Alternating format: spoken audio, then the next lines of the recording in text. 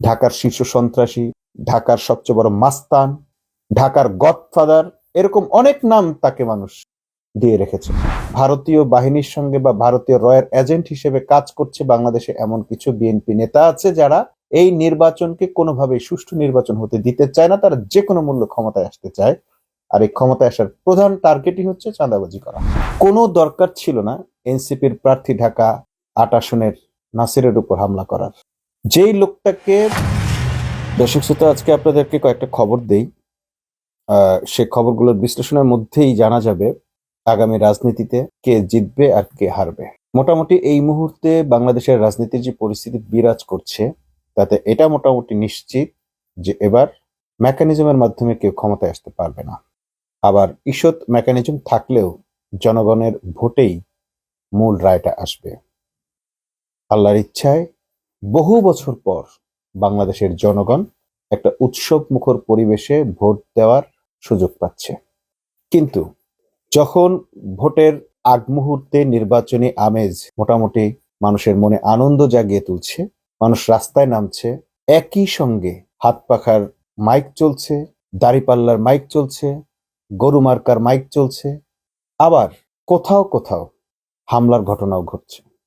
Almost সারা বাংলাদেশেই শান্তিপূর্ণ পরিবেশে নির্বাচনে উৎসব আমেজে নির্বাচনের কাজগুলো প্রার্থীরা করছেন, তাদের পক্ষের লোকেরাও করছেন। এর মধ্যে সিগনিফিকেন্ট কিছু ঘটনা ইচ্ছাকৃত ঘটানো হচ্ছে। কোনো দরকার ছিল না এনসিপির প্রার্থী ঢাকা ৮ আসনের নাসিরের উপর হামলা করার। যেই লোকটাকে ভারতীয় তাবেদার হিসেবে সন্দেহ করা হয়, ভারতীয় এজেন্ট সন্দেহ করা হয়, সেই লোকটার আসনে বারবার একই ঘটনা ঘটছে কেন? দেশবাসীর কাছে আজকে এটা মোটামুটি পরিষ্কার যে ভারতীয় বাহিনীর সঙ্গে বা ভারতীয় রয়ের এজেন্ট হিসেবে কাজ করছে বাংলাদেশে এমন কিছু বিএনপি নেতা আছে যারা এই নির্বাচনকে কোনোভাবেই সুষ্ঠু নির্বাচন হতে দিতে চায় না। তারা যে কোনো মূল্য ক্ষমতায় আসতে চায়, আর এই ক্ষমতায় আসার প্রধান টার্গেটই হচ্ছে চাঁদাবাজি করা।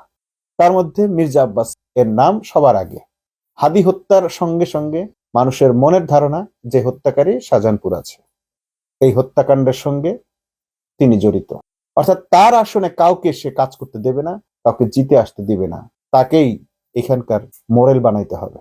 ঢাকার শীর্ষ সন্ত্রাসী, ঢাকার সবচেয়ে বড় মাস্তান, ঢাকার গডফাদার, এরকম অনেক নাম তাকে মানুষ দিয়ে রেখেছে। এমনকি তার স্ত্রীকে পর্যন্ত লেডি গুন্ডা, লেডি হিটলার, লেডি মাস্তান এসব নামে মানুষ অভিহিত করে। খুব আড়ালে গোপনে আবডালে মানুষ তার বিরুদ্ধে কথা বলতে পারে। কিন্তু এইবার পরিস্থিতি ছিল ভিন্ন। এবার অনেক মহিলা, অনেক পুরুষ, অনেক মানুষ, অনেক যুবক তার বিরুদ্ধে একেবারে খোলামেলা কথা বলেছে। রাজনীতিবাদ যদি শাহজাহানপুর এলাকায় কারো বিচরণ থাকে, খিলগাঁও এলাকায় বা ঢাকার এই আসনগুলোতে যাদের রেলগেট এলাকা, পল্টন এলাকা, এই সব জায়গায় যারা অনেক দিন ধরে আছেন, রাজারবাগ এলাকায়, তারা সবাই এই চাঁদাবাজদের নাম জানেন। সম্রাটের নাম যেমন জানেন, মির্জা আব্বাসের নামও জানেন, আফরোজা আব্বাসের নাম জানেন, তাদের চরিত্র সম্পর্কে জানেন, তারা কি করেন না করেন সব জানেন, তাদের বিল্ডিং কোনটা, সেখানে কি হয়, কিভাবে টর্চার চালানো হয়, এই বিল্ডিং এর ভিতরে মানুষ ঢুকতে পারে কিনা, এই বাউন্ডারির ভিতরে চিৎকারের শব্দ আসে কিনা, এই ধরনের অনেক কথা আপনারা শুনতে পাবেন। ওইখানে যারা বাস করে তারা রীতিমতো একটা ট্রমার মধ্যে বাস করে। তারা জানে যে কে কোথায় কখন কিভাবে চাঁদাবাজি করছে এবং কার পরিবারে কখন কি অত্যাচার নেমে আসবে। এসব সহ্য করেই তারা সেখানে থাকতে বাধ্য হচ্ছে।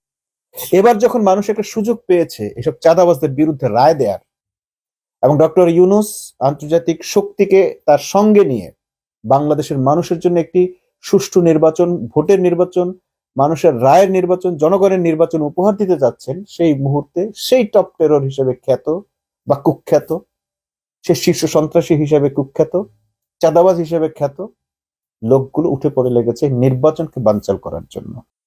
প্রথমে হাদিকে হত্যা করা হলো, এখন নাসিরের উপর হামলা। এগুলো বিচ্ছিন্ন কোনো ঘটনা নয়। যদি বিচ্ছিন্ন হতো, হাদি যে এতগুলো মামলা, হাদিকে হুমকি দেওয়ার পর হাজি এতগুলো জিডি করে আসলো থানায়, শাহবাগ থানায় জিডি করে আসলো, কই এগুলোর কোনো রেজাল্ট তো প্রশাসন ব্যবস্থা নেয়নি। কোনো একটা জিডির ব্যাপারে প্রশাসন ব্যবস্থা নেয়নি। প্রশাসন চেয়েছে হাদিকে হত্যা করা হোক। খোদ স্বরাষ্ট্র মন্ত্রণালয়ের লোকেরা যারা খুনিদের মাধ্যমে বিভিন্ন নাটক প্রমোট করেছেন, অভিনয় করেছে, অর্থাৎ যাদের সঙ্গে স্বরাষ্ট্র মন্ত্রণালয়ের ব্যক্তিদের খুব নিবিড় যোগাযোগ আছে, এমন লোক দিয়েই হাদিকে হত্যা করা হয়েছে। ঠিক এখানে আবার যখন আরেকজন প্রার্থীকে দেওয়া হয়েছে, নাসিরকে একজন প্রার্থীকে, এনসিপি একজন প্রার্থী দেওয়া হয়েছে, জামাত এনসিপির প্রার্থী একজনই, সেই নাসিরকে আজকে হামলা করা হলো। শিবিরের 13 জন, এনসিপিরও কয়েকজন মিলে বেশ উল্লেখযোগ্য সংখ্যক এখানে আহত হলো। আরো বেশ কিছু জায়গায় এরকম হামলার ঘটনা ঘটছে, সারা দেশেরই বেশ কিছু ঘটনা ঘটছে, এবং এই ঘটনাগুলো সিগনিফিকেন্ট ভাবে ঘটানো হচ্ছে শুধুমাত্র নির্বাচনকে বানচাল করার জন্য। চারিদিকে যে রমরম আয়োজন চলছে, যে রব উঠেছে, যে জোয়ার উঠেছে, যে এবার বিএনপি হেরেও যেতে পারে, এইটা যখন আন্তর্জাতিক মিডিয়ার মাধ্যমে বিএনপি জানতে পারছে, তখন বিএনপির মধ্যকার একটা গ্রুপ উঠে পড়ে লেগেছে নির্বাচন বানচাল করার জন্য। একদিকে সরকার যে কোনো ভাবে বিএনপিকে নির্বাচনে রাখার চেষ্টা করছে, বিএনপির অন্যায় আবদার মানার চেষ্টা করছে, মেনে হলেও বিএনপিকে নির্বাচনে রাখতে চেষ্টা করছে। তারেক রহমানকে এক প্রকার হাতে পায়ে ধরে বাংলাদেশ আনা হয়েছে, যাতে একটা সুষ্ঠু সুন্দর নির্বাচন হয়, অংশগ্রহণমূলক নির্বাচন হয়। এমনকি এত প্রতিবাদের পর জাতীয় পার্টিকেও প্রার্থিতা মনোনয়ন দেওয়া হয়েছে বিভিন্ন জায়গায়, যাতে নির্বাচনটা হয়। কিন্তু ডক্টর ইউনূসকে ফেল করানোর জন্য, তাকে ব্যর্থ প্রমাণ করার জন্য, একটা নির্বাচনের পরিবেশ নষ্ট করার জন্য এই কাজগুলো করা হচ্ছে। কারণ মোটামুটি মানুষ এমন একটা দলের দিকে এবার ছুটে আসছে, একটা জোয়ার তৈরি হয়ে গেছে, যেটা আগে কখনো হয়নি। আগে মানুষ নিশ্চিত ছিল যে অমুক দল জিতবে। এবারই প্রথম বাংলাদেশে কোনো নির্বাচনী পরিবেশ, একটা ভোটের পরিবেশ তৈরি হলো, যেখানে মানুষ বলতে পারছে যে না, এবার জামাত ক্ষমতায় আসতে পারে। কেউ বলছে বিএনপিও আসবে, একই কথা বলছে। বিএনপির কেউ বলছে বিএনপি 170 আসনে জিতবে, কেউ বলছে জামাত 180 আসনে জিতবে।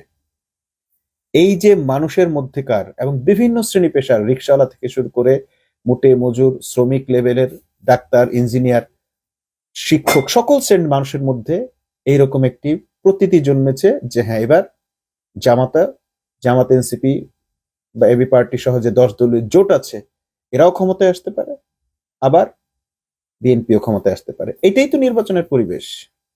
যারা মনে করে বিএনপি জিতবেই, এমন লোকেরা এদের ধারণা বা এদের এসব প্রচারণা, এগুলো সুষ্ঠু নির্বাচনের প্রচারণা নয়। আবার যদি কেউ বলে যে 100% নিশ্চিত জামাত জিতবে, এটাও সুষ্ঠু নির্বাচনের পরিবেশ নয়। উভয় পক্ষেরই মানুষ যে আছে, এটাই আসলে সুন্দর এবং সুষ্ঠু নির্বাচনের সবচেয়ে বড় হাকিকত। কিন্তু এই যে হামলা করাটা, আপনি এখানে নির্বাচিত হতে পারবেন না, ভয় পাচ্ছেন, আপনার সেই ভয়টা আপনি এভাবে প্রমাণ করে দিলেন প্রতিপক্ষের উপর হামলা চালিয়ে। হামলাকারীরা চিহ্নিত, পুলিশ তাদের ধরবে না। কারণ আমরা জানি স্বরাষ্ট্র মন্ত্রণালয়ের দায়িত্বে যিনি আছেন, তিনি পুরুষ না অন্য কোনো জাতের, সেটা আসলে এখনো পর্যন্ত প্রমাণিত না। কোন ক্ষেত্রে, হাদি হত্যা তো নয়, কোন ক্ষেত্রেই তিনি কোনো পৌরুষের পরিচয় দিতে পারেন নাই। এই স্বরাষ্ট্র মন্ত্রণালয়ের দায়িত্বে যিনি আছেন, তার সততার জন্য বা তার সরলতার জন্য তিনি অনেকের কাছে প্রিয়, আমাদের কাছেও প্রিয়। কিন্তু সন্ত্রাসীদের বিরুদ্ধে কঠোর অবস্থান নিতে না পারার কারণে, নিতে ব্যর্থ হওয়ায়, আজ তার ব্যক্তিত্ব নিয়ে, তার পৌরুষ নিয়ে মানুষের মধ্যে সন্দেহ ঢুকে গেছে, প্রশ্ন তৈরি হয়েছে। এমন মন্ত্রণালয়ের দায়িত্ব পেয়ে যদি কেউ এইভাবে সন্ত্রাসীদের ছেড়ে দেয় মাঠে, যা খুশি তাই করতে দেয়, তাহলে এই প্রশাসন কিভাবে সুষ্ঠু নির্বাচন করবে? কিন্তু একই সঙ্গে আপনাদেরকে আরেকটা সুন্দর সংবাদ দিয়ে রাখি, এবার মানুষ নিজ দায়িত্বে সুষ্ঠু নির্বাচনের ব্যবস্থা করবে। প্রশাসনকে চোখে আঙুল দিয়ে দেখিয়ে দেবে এই জুলাই যোদ্ধারা, জুলাই বিপ্লবে, জুলাই যোদ্ধা মানে কিন্তু কোনো একটি নির্দিষ্ট দল নয়। বাংলাদেশের আপামর ছাত্র জনতা কিন্তু জুলাই যুদ্ধে নেমে এসেছিল নিজের সিদ্ধান্তে, কোনো দলীয় সিদ্ধান্তে নয়। এই মানুষগুলো এবার নিজের দায়িত্বে, নিজের সিদ্ধান্তে বাংলাদেশের নির্বাচনকে সুষ্ঠু করার জন্য যা করা লাগে তাই করবে। তাদের মধ্যে সে চেতনা ফিরে এসেছে। মানুষ এখন সত্য কথা বলতে আর ভয় পায় না। দুইটা ঘটনার কথা বলি। নাম্বার 1, সর্বমিত্র চাকমা, ডাকসুর নির্বাহী সদস্য, প্রতিনিয়ত জিমনেশিয়ামে বহিরাগতরা ঢুকে মদ গাঞ্জা খায়, অবৈধ আড্ডা দেয়, অবৈধ নেশাভান করে এবং আড্ডা দেয়, আড্ডাবাজি করে, যেটা অন্যদের জন্য নিরাপত্তাহীনতার কারণ। বহিরাগতরা ক্যাম্পাসের বিশ্ববিদ্যালয়ের পরিবেশ নানাভাবে বিঘ্নিত করে। অনেকে পত্রিকাগুলো এটাকে মিসলিড করেছে। তারা বলছে কিশোরদের উপর সর্বমিত্র চাকমার নির্যাতন, কান ধরে উঠবোস করানো, এমন একটা শব্দ ব্যবহার করেছে, আহারে বাচ্চাদের সাথে। এই বহিরাগতদের আচরণ আমরাও ক্যাম্পাস লাইফে দেখে এসেছি। আমার ইউনিভার্সিটিতে আমি দেখেছি, আমাদের গাড়িতে দুপুর বেলায় ফেরার পথে কলেজের ছাত্ররা উঠতো। সাধারণত ওই সময় বিশ্ববিদ্যালয়ের শিক্ষার্থীরা কম থাকতো বা থাকতোই না। তো সেই সময় কলেজের ছাত্ররা উঠতো, বিশ্ববিদ্যালয়ের গাড়িতে উঠতো, বিশ্ববিদ্যালয়ের ভাড়া করা গাড়িতে কলেজের শিক্ষার্থীরা উঠতো, তারা ভাড়া দিত এবং সেটাতে বাস স্টাফদের উপরি কামাই হতো। এমন একদিন যাতায়াতের মধ্যে আমার একটা অভিজ্ঞতা হয়েছে। আমি গাড়িতে ওঠার পরই ছাত্র দলের আমার সিনিয়র এক ভাই বলতেছে, ভাই দেখেন তো কি একটা অবস্থা, আমরা বিশ্ববিদ্যালয়ের ছাত্ররা বসার জায়গা পাচ্ছি না, সিট পাচ্ছি না, অথচ কলেজের ছাত্ররা দিব্যে আমাদের গাড়িতে বসে যাচ্ছে, কেউ উঠে দেয়, একটা সিটও ছেড়ে দিচ্ছে না। তারা আমার সিনিয়র হওয়া সত্ত্বেও আমাকে বলতেছেন যে ভাই দেখেন কি অবস্থা। আমি এই ঘটনাটা প্রথম দেখি এবং দেখার পরে শেষ পর্যন্ত তাৎক্ষণিক আমার কাছে মনে হলো যে এটা একটা অন্যায়। বিশ্ববিদ্যালয়ের গাড়িতে বিশ্ববিদ্যালয়ের ছাত্ররা দাঁড়িয়ে যাচ্ছে, কলেজের ছাত্ররা যাচ্ছে তো যাচ্ছে, আবার তারা যেহেতু ভাড়া দিচ্ছে তারা নিজেরা বসে যাচ্ছে, বিশ্ববিদ্যালয়ের ছাত্রদেরকে বসতে দিচ্ছে না, সিট ছেড়ে দিচ্ছে না। কন্ট্রাক্টরকে বললাম কার্ড চেক করো। সে মোটামুটি কার্ড চেক করতে নারাজ, বলছে স্যার এইভাবে কিভাবে সম্ভব, যদি আমাদের বিশ্ববিদ্যালয়ের ছাত্রদের তো অনেক সময় কার্ড না থাকতে পারে। বললাম ঠিক আছে, অসুবিধা নেই, বিশ্ববিদ্যালয়ের ছাত্র কারা আছে আমরা চিনি, সবাইকে নেমে যেতে বলো। সবাইকে নামায় দিয়ে এবার কার্ড চেক করে যখন উঠানো হলো, তখন দেখা গেল আসলেই আমরা 8-10 জন বাদ দিয়ে প্রায় সবাই কলেজের ছাত্র। তারপর ওদের ভিতর থেকেই একজন রিকোয়েস্ট করলো যে ভাই আসলে ওরা আর ওদের মধ্যে এখন কি করবে, আবার ওদেরকে গাড়িতে ওঠার অনুমতি দিলাম। বললাম যে আগে বড় ভাইরা বসবে, ইউনিভার্সিটির স্টুডেন্টরা বসবে, তারপর তোমরা উঠবা। এখন এটাকে যদি কেউ ভিডিও করে দেখায় যে কলেজ ছাত্রদের উপর, কিশোরদের উপর নির্যাতন, এটা তো বিশ্ববিদ্যালয়ের ছাত্রদের অধিকার যে তাদের বাসে তারা যাতায়াত করবে। অন্যরা যাতায়াত করতে কোনো অসুবিধা নাই, কিন্তু তাদের বাসটা তারা দখল করে চলে যাবে আর ইউনিভার্সিটির ছাত্ররা দাঁড়িয়ে যাবে। এই জিমনেশিয়ামটা, যে জিমনেশিয়ামে এসে এইসব বহিরাগতরা এসে আড্ডা দেয়, খেলাধুলা করে, বিভিন্ন কার্যকলাপ করে, এটা কি তাদের জায়গা? যারা এত কিশোর দরদি তারা তাদের জন্য জায়গা করে দেয় না, দিতে পারে না? ঢাকা শহরে তো সব ধরনের সুযোগ সুবিধা আছে, তাহলে বিশ্ববিদ্যালয় ছাত্রদের জায়গাটা কেন তাদের দখল করতে হবে? আবার সেই দখলবাজদেরকে কেন আমাদের প্রশ্রয় দিতে হবে? প্রশাসনকে বারবার বলার পর প্রশাসন কোনো ব্যবস্থা নেয়নি। উল্টো যখন এরকম একটি ভিডিও ভাইরাল হলো, এবং এই ভাইরাল করলো কে? ছাত্র দলের নেতা, কেন্দ্রীয় নেতা এটাকে ভাইরাল করার দায়িত্ব নিয়েছেন, বারবার পোস্ট করেছেন। তিনি এটা মানতেই পারছেন না, অথচ চাঁদার জন্য তারা মানুষের দোকানপাট ভাঙচুর করছেন। সেটাও যখন আবার ডাকসুর নেতারা তুলে ধরলো, সেটাও তারা সহ্য করতে পারছেন না। অর্থাৎ এই অবৈধ সুযোগ দানের মাধ্যমে তারা আসলে তাদের কাছ থেকে চাঁদা কালেকশন করেন। ফুটপাত অবৈধ দখলের প্রধান কারণ চাঁদাবাজি।